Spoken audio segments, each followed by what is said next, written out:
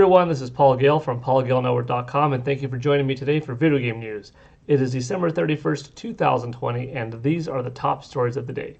But before we kick things off, I wanted to say quickly, and I will go further on this later at the end of the video, but I wanted to say thank you for joining me this year. I'm glad that I got to do one more video right now on New Year's Eve, because I was hoping to, have a proper outro and whatnot. But I appreciate the new subscribers, the new followers, people talking in the comments. I enjoy engaging with everybody, so thank you.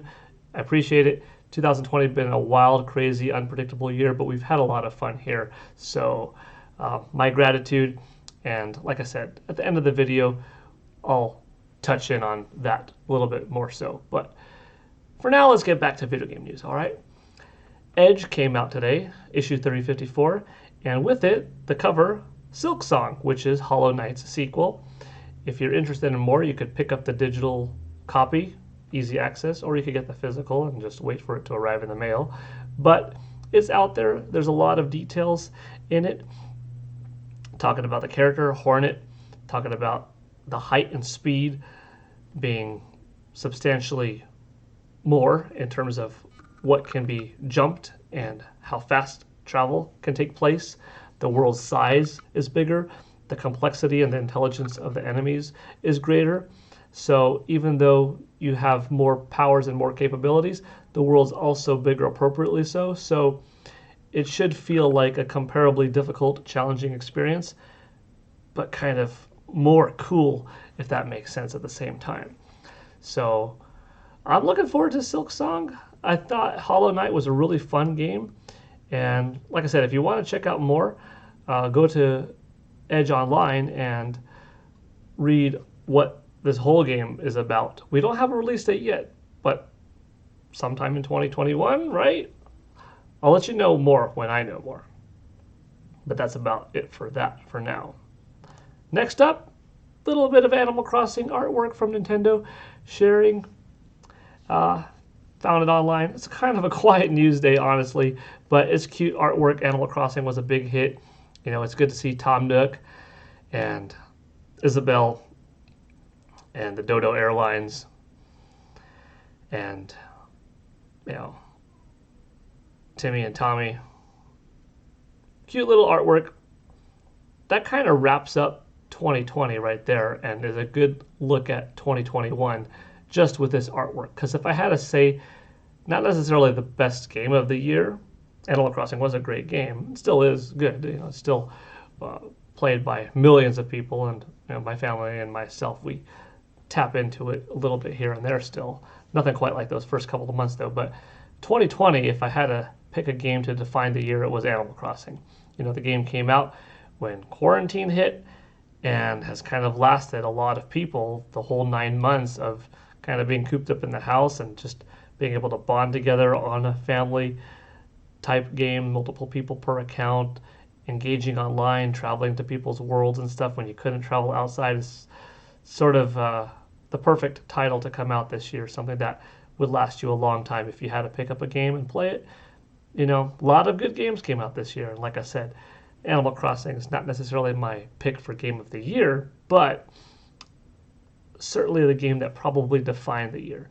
So now going into 2021, it's kind of a nice, so long 2020, here's 2021. Animal Crossing will still be here for you. And hopefully in general it's a healthier year. Hopefully that's the difference. But hopefully what's the same is more good games, more good sales, and more good success for Animal Crossing. Let the community continue to grow because it is quite a nice one. Next up, on a different note, a little bit less positive and cheerful, I guess you could say, CD Projekt Red is undergoing potentially a pretty big class action lawsuit, but they have responded saying that the complaints do not specify the quantity of damages sought, and they will, as previously mentioned, undertake vigorous action to defend themselves against any such claims.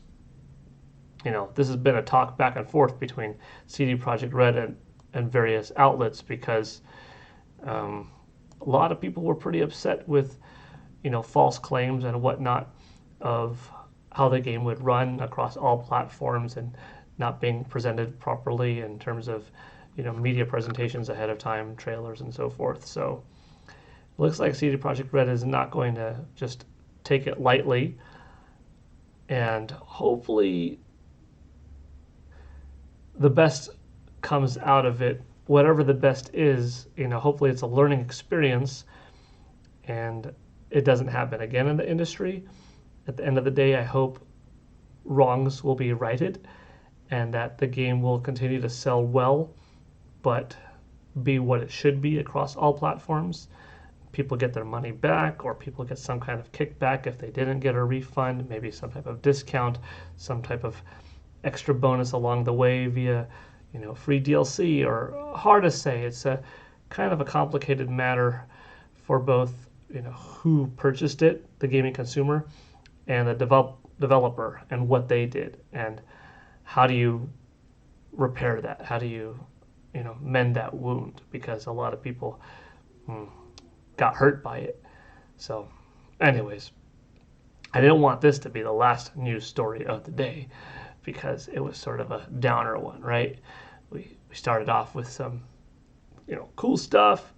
We got Silksong to look forward to. We got some Animal Crossing art. It's kind of a quiet news day. And then we end on CD Projekt Red and this lawsuit matter. No, I don't want to end on that. So I'm going to end on this. My top piece of 2020, my favorite video game related thing, was my own celebration of Super Mario Brothers 35th anniversary with my Super Mario Pool Mosaic and Super Star Pool Mosaic. Kind of biased because I'm picking something of my own as my favorite overall thing, but it's the favorite overall thing that I did in gaming, I played a lot of good games, I beat a lot of good games, I watched a lot of cool presentations, but the satisfaction that I personally got from seeing my project, that was a video game related project, come to getting set in the pool nicely after it's been gutted and replastered, and my wife and kids and I, laying out this project, putting it in, seeing the water filled, seeing the water get more and more clear, and then voila, having this nice, beautiful pool that, if I'm not mistaken, could very well be the first video game themed pool mosaic ever done. It was pretty cool, pretty satisfying. So that's my favorite video game related activity that I partook in. But if I have to pick something that's, not of my own creation and what is just favorite gaming something of the year in, something that I watched or bought or played, that I'm giving to you live right now, kind of a breakdown discussion on some of my favorites of the year. And that's what I'm going to do for this final PGN reflection of 2020. Some of my top picks. Going with Super Mario Bros. 35th anniversary, that was definitely an ongoing favorite of the year. Seeing Nintendo partner up with Lego and having the Super Mario Lego set come out and all of the various sets was really cool. The NES Lego set was really neat as well. Seeing Nintendo partner up with Puma and having those new Puma shoes, the Super Mario 64 ones in particular, are the ones I got, were great. Very late in the year, just a few days ago, these new Super Mario Bros. 35th anniversary t-shirts, and then more t-shirts to follow. We got the Mario, Mario 2, Mario 3, Mario 64, and now we have Sunshine and Galaxy, and we have the 35th anniversary shirt itself. All things Mario related were cool. Some surprises like Paper Mario, Origami King, unexpected, dropped out of nowhere, also cool. We got Cold Stone Creamery, we got Black Milk clothing, we got Levi's clothing. My wife got some really cool Black Milk clothing Mario items, Boo's shirt and Mario printed tights, and I got my Levi's really cool denim Super Mario printed jeans and Super Mario printed jacket. Good partnerships going on there. We had the Mario Kart Live home circuit race car sets. Great. So Mario, big hit in 2020. Earlier I said if something had to define 2020 as a single game, it would be Animal Crossing. But if something had to define 2020 as an overall entity in video gaming, it would have to be Mario in general, the celebration of Mario, the 35th anniversary game itself, So single game would go to Animal Crossing, defining the year. Gaming entity in any fashion would go to Mario 35th anniversary celebration in general. My personal involvement in video gaming this year, my favorite thing I did, having my pool project done. Now, getting into some of my favorite games that I played this year or other moments that I was a part of. I did a fun 3-day E3 breakdown of hypothetically what I thought E3 could have been like, what we might have seen. That was a fun discussion. Riding my go-kart a few times and having some fun, Mario Kart discussion that I can't help but think of when I ride the go-kart. It's been fun. The Video Game Awards was one of my favorite nights in gaming this year because we got Sephiroth off the top, making it an explosive reveal. What a day, what a moment. And Perfect Dark, the game that I've wanted for 20 years. Yes, it's been 15 years since Perfect Dark Zero for Xbox 360, but it was 20 years since that true, beautiful masterpiece of a first-person shooter, Perfect Dark, came out for Nintendo 64. And I've wanted that game to have a proper successor to it for so long. So I feel like inside I've been longing for a new proper PD for 20 years. But, even if you say 15 years, it's still a long time. And I was really happy with that reveal trailer. And that ended up being one of the most fun reaction videos on on YouTube this year. We have over 4,000 views on that. The likes are tremendous. The dislikes are 1, and I like to think that was someone's accident. The comments were great. The community was awesome. We got a lot of new subscribers this year, which is really cool. We've had some live shows. Another one of my favorite events was the PlayStation 5 reveal. That presentation, it was mixed for me.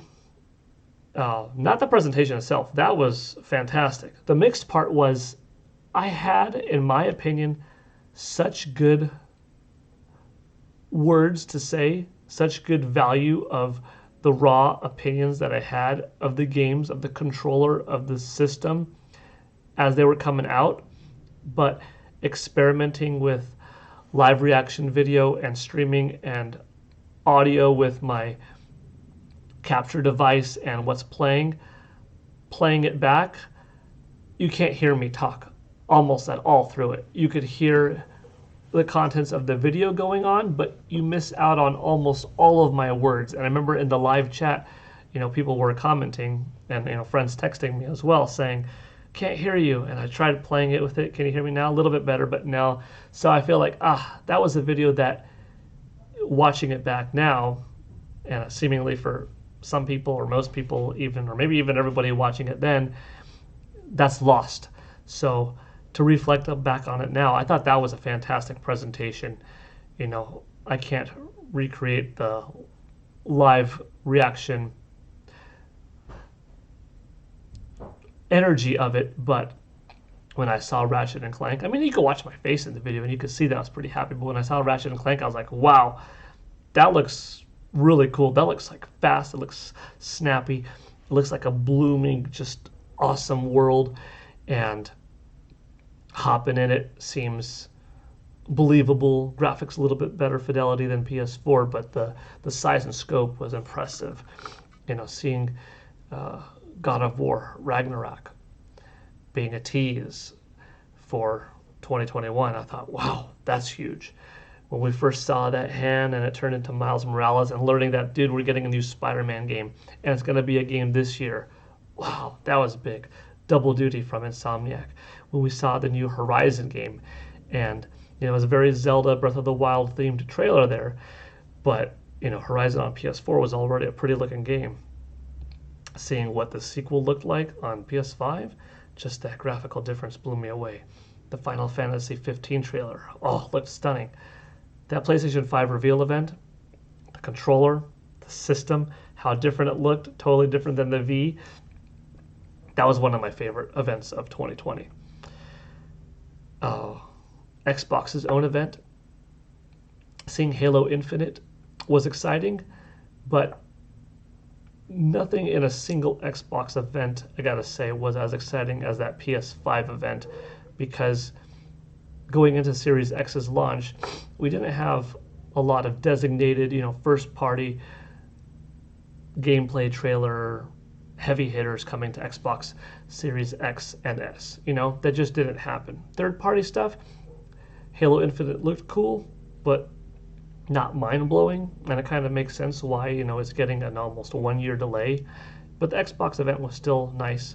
Of course, we learned about Series X back in 2019, technically at the Game Awards, so that reveal can't be included in 2020, but the other Xbox stuff was still solid in the year.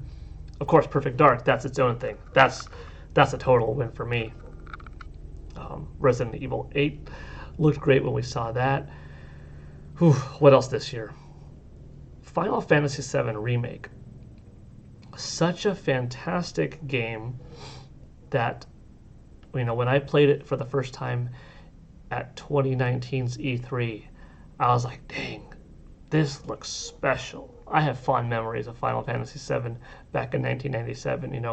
14-year-old me thought that was such a great step forward in the RPG genre from what I used to play Final Fantasy 5, 6, Mystic Quest on Super NES, and now going into FF7, and then of course going 8 and 9 and 10. The world just expanded that much more. But 7 at the time, the music, the scope, the pre-rendered visuals,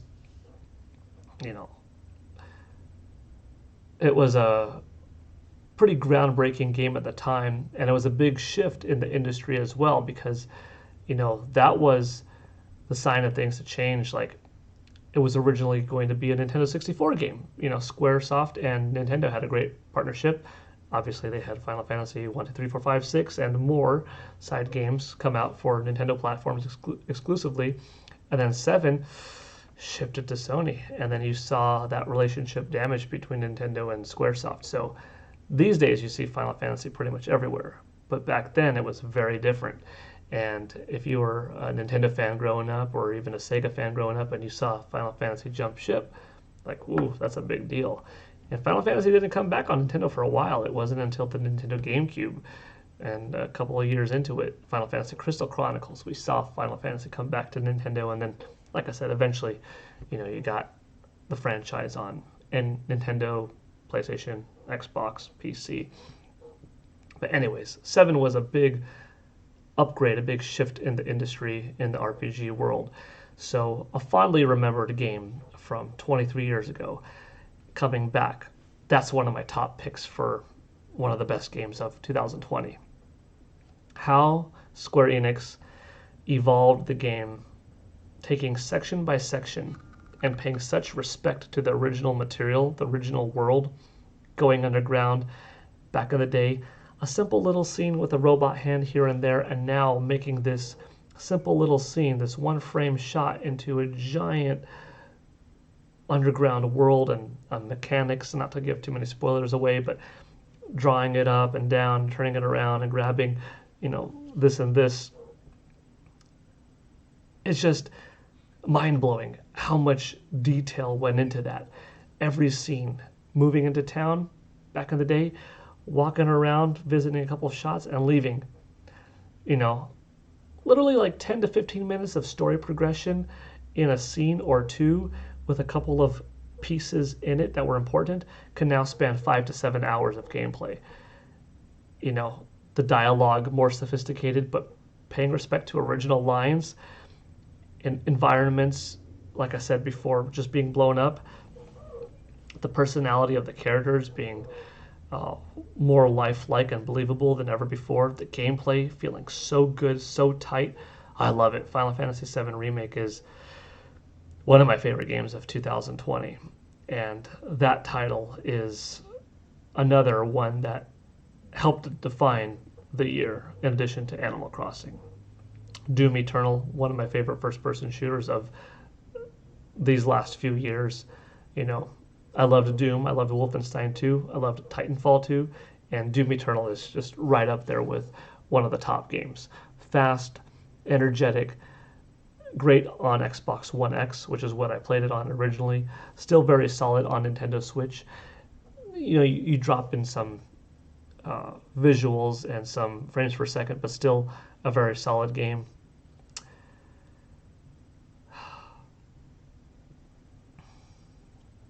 Good year for gaming.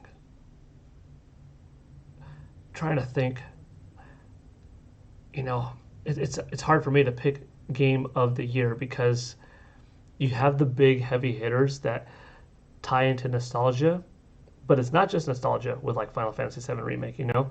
It stands by its own as a really incredible game. It's wonderful. Music, everything about it is really top notch. I think Square Enix busted out one of their best games they've ever made, I think. But I also got to give respect to Hades, the game that came out of nowhere from Supergiant. You know, up to that point, I think Hades became, when it came out and when I played it, which was a little bit after launch, game of the year. Because it's so good. It's so fun. I got it Halloween. That's when I bought it for Nintendo Switch. And it's such an interesting concept of playing, dying again, starting all over. Doesn't sound like fun starting from the beginning. No, but you get more powerful and you level up, and the story is ever going forward. Even though you're dying and replaying, dying and replaying, dying and replaying, the story keeps on gradually moving forward. And the amount of voice acting, the character development, the artwork of the characters, the animations, the different weapons, the controls, the music, the environment is just fantastic fun. Don't miss out on Hades. If you own a Nintendo Switch, get Hades. It's one of the best games of the year, and like I said, up to that point, maybe my pick for game of the year.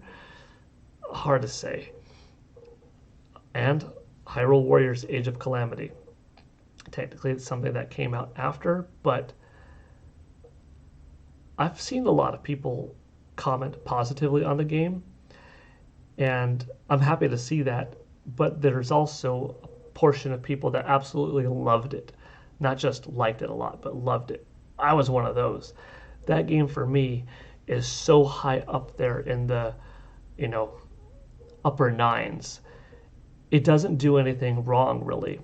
You could say that, yeah, maybe some frames drop and some, you know, resolution gets a little choppy and some high-paced moments, but, you know, when I'm Urbosa and I've got my Urbosa's Fury and I'm blowing up 114 enemies on screen at one time and the screen's it's almost a dynamic visual effect. Like, you could feel the power of the game overpowering the console. I think it's kind of cool. For me, it doesn't take away from the experience.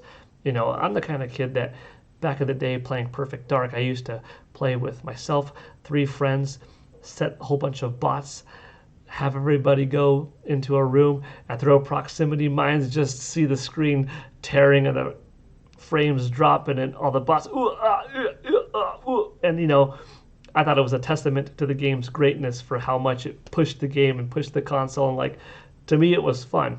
And to not have it break, to not have it freeze. So, you know, I don't want the whole game to be a jarring experience, but certain moments like that, you know, it just gives you an extra sense of power almost. It almost gives you a sense of the extra chaos, you know, going by. When I fight in my tournaments in real life, and I'm in the zone and the blood's rushing through and the vision is honing in on my opponent and I'm fighting and either hitting or getting hit or blocking, and I'm one with the person, you know, sometimes it's a different feeling. It's different lights, it's different colors, it's different sensations that are heightened, sometimes sped up, sometimes just a feeling inside, and it's not quite, definitely not normal. It's not just, walking around seeing things. It's chaotic. So I look at a game like Hyrule Warriors and the chaos creating the screen to tear, almost like when I'm in an intense fight, when I'm in a kumite session with somebody else and we're really going at it. The eyes, the feeling are different. It's not normal. And I wouldn't want to live life that way, like high strung and, not seeing clearly. Not that in kumite I'm not seeing clearly, I am, but my eyes are focused differently in it. My mind is focused differently in it when I have a serious opponent and when I'm actually competing, But anyways, not to deviate too much, Hyrule Warriors, Age of Calamity, was start to finish such a blast. I have yet to 100% collect everything, but I'm telling you, I loved the game. The game, much like Hades, had this sense of empowerment with a dozen characters. And as you fought more advanced enemies, you'd have more advanced, more elaborate finishing animations on the Lionels, on Guardians, on certain other characters that you would meet. The music was fantastic. If you want to hear what I heard in Age of Calamity, you could look up a show called Ladybug and Cat Noir. The tune from that show, and which I've heard for the last year, thanks to my kids watching it. By the time Age of Calamity came out, I was like, I could see the resemblance. So I already liked that tune, and Hyrule Warriors wasn't too dissimilar. So hearing that tune throughout, I already kind of liked where it was going. And then to hear it elevate, that's that Nintendo difference where it brought a similar tune to a new level and then changed it up some and just gave this fantastic game. And the multiplayer was fun too. And, we have different profiles of that one at the house. So that's another one of my top picks for the year. And probably the last one, Spider-Man Miles Morales. What a beautiful experience. I thought that Spider-Man in 2018 was brilliant. I loved it. And when I saw that Miles Morales was going to be a launch game on PS5, I thought, this is already great. This is the way you kick off a system. This is how you get me to buy the system at launch. I was going to buy one anyways, but this is a system seller for me. Although technically it's a PS4 title too, but Miles Morales hit all of the right levels. They nailed it.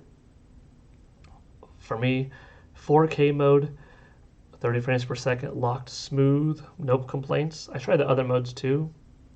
No problems with any of them. They all look beautiful. None of them are bad. They're just different levels of good in different categories. But for me, 4K ray tracing was just breathtaking. Great music, great soundtrack, tight controls. Swinging around through the city felt just as good, if not better than, as Peter Parker 2 years ago. Gorgeous title.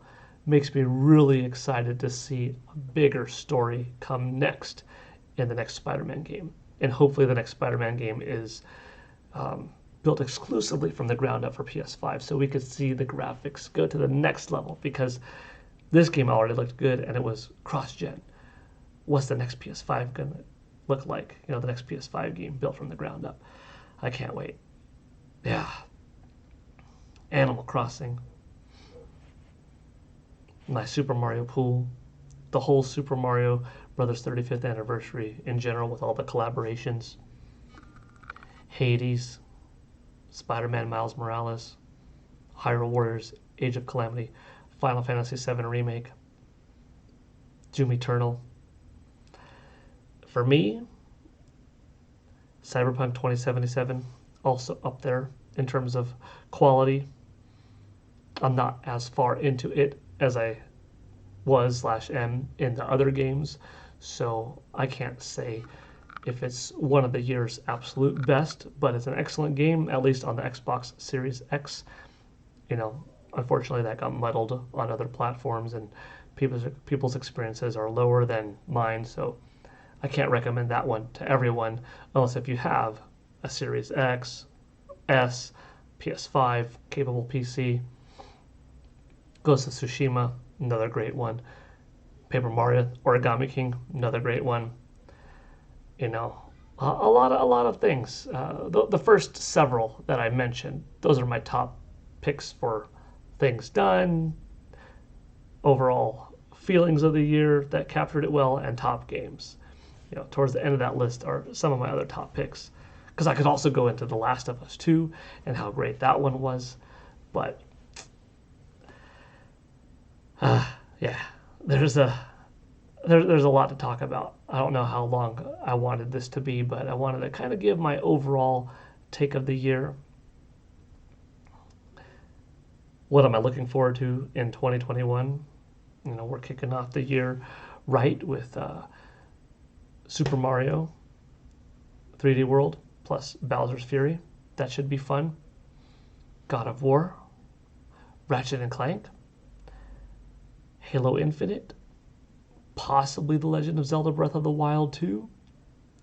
It's Zelda's 35th anniversary next year, 2021. As of tomorrow, it's going to be the 35th anniversary of Zelda.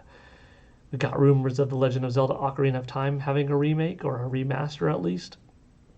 I'm sure Nintendo will do something for the anniversary next year. Will it be as extensive as Mario? Probably not. But will we get something maybe on the eShop, maybe something on the Nintendo Switch Online side of things? New physical bundle, download games, some t-shirt collabs, Lego stuff. Some of those things will probably occur.